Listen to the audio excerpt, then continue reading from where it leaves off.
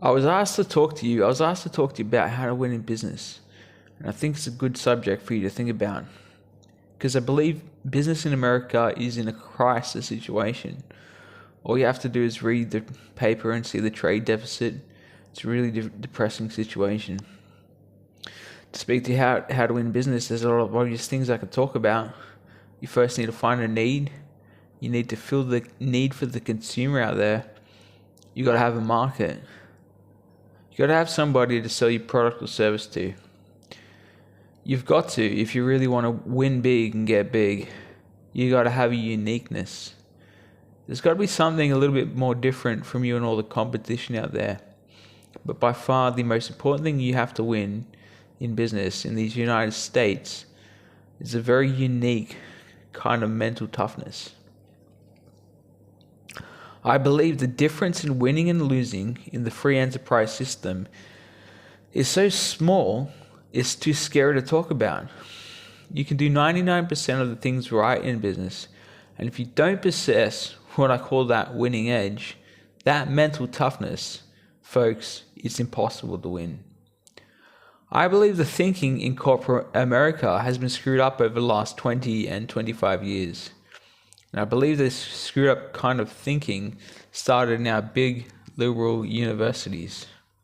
The reason I think that is because most of these professors from most of these universities today haven't got enough common sense to get in out of the rain. I had a son graduate from the University of Georgia a few months ago. The reason why I think this is they don't know what it takes to win out there in the real world. They deal in a bunch of theory. These people have tried to fill up corporate America with this kind of thinking. These are the special people.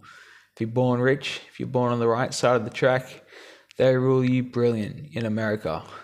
If you're born poor for an average and ordinary background like I came from, they say you're supposed to give up all your big dreams and all your big ambitions and all your big hope. If you have a high IQ, they rule you brilliant.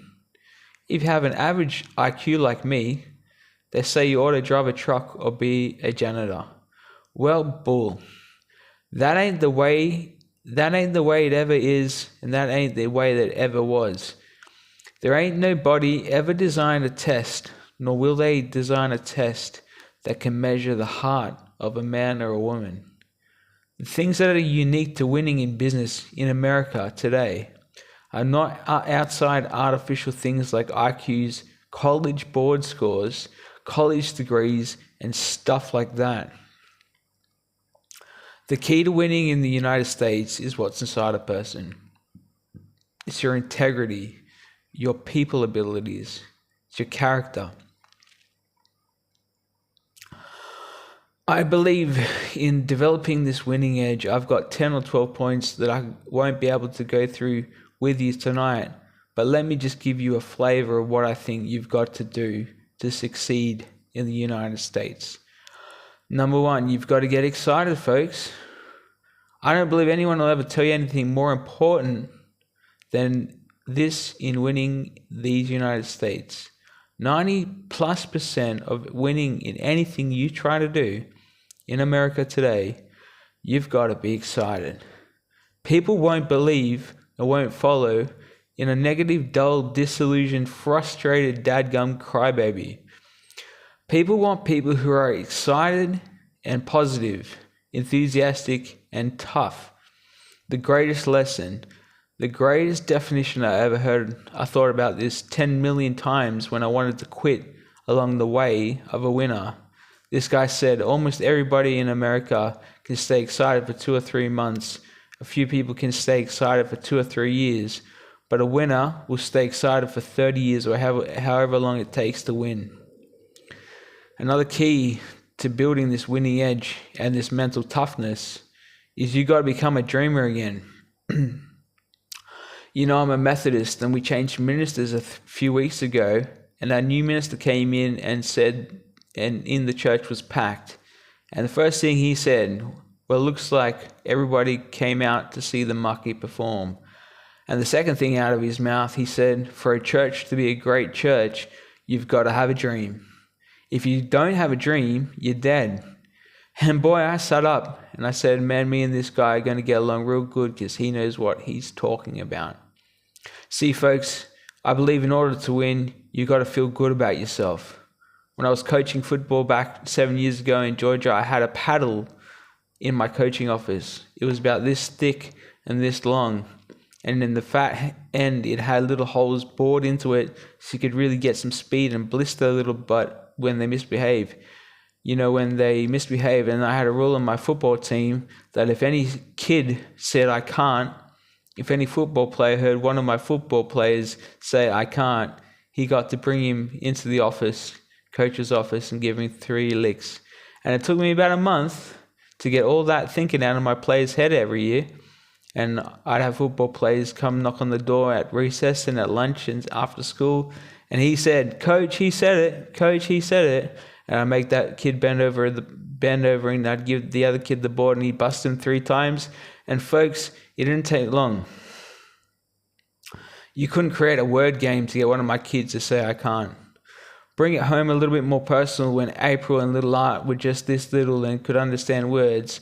Every time they said I can't, I made them do 3 push-ups. Folks, there ain't nothing you can't do in America if you want to bad enough. Another key to building this winning edge is, folks, you got to stand for something. The good people in America are fed up with these dadgum fences and mealy mouths. Our corporate America has an especially black eye in business today. Most people in America think you can't find a company. They think you can't find a salesperson that'll tell you like it is and stand behind their word.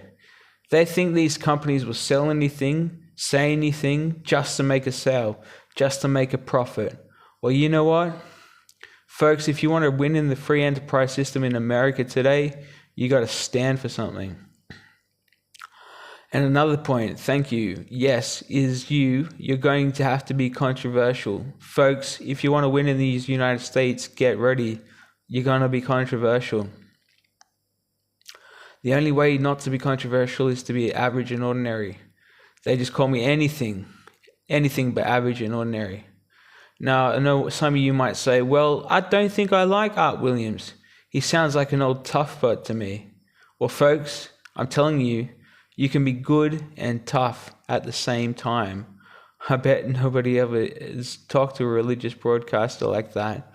Another key to developing this winning attitude to give yourself a chance to do something great in American business is, folks, you got to make a total commitment to what you're about. Do you know almost the American people have lost their toughness? They've lost their ability to make a commitment. See, folks, in trying to win in business, you're going to have so many false starts.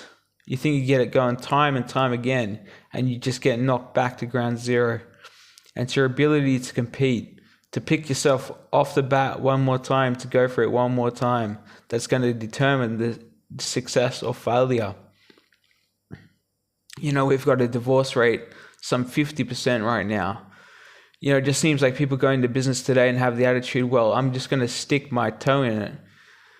If I start making all this money, get all these promotions, I'll see these things through. Well, folks, that's not the way it works. The first step to winning in business in America today is you've got to make a total commitment.